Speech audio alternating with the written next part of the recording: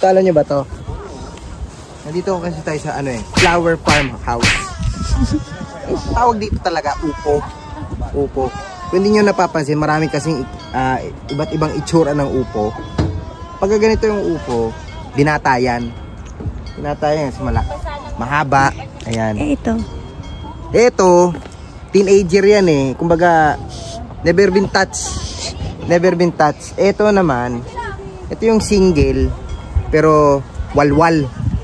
Yung mga tipong college, mga kolehiyo, ayan, ganyan yan. Kaya medyo, gastado na. Ito dito. Dito yung mga kakaroon ng sakit. Mga sumusobra na. Sumusobra ka na! Lalaban ka ba?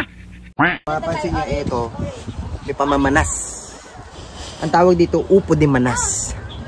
Yan, nasobrahan ngayon, kaya sila sinasabit dito. Inaano yan may curing time yan. Alam mo yun? Golden period nila 6 months. Yan. Ito, nasabi ng doktor, naputol daw to. Nasobrahan, nahuli. Kaya putol. Dito yung mga sanggol.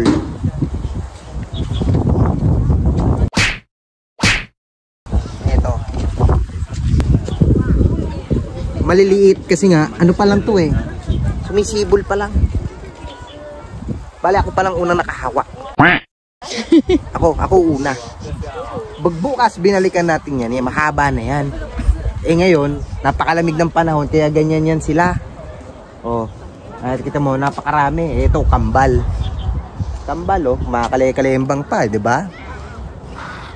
Dito sa Taiwan, ang tawag nila dito, kasi sa atin ang tawag nito upo Ang tawag sa kanila nito is yifang. Ha? Yifang. Mamaya papakita ko pa sa inyo sa susunod nating video yung iba't iba pang prutas.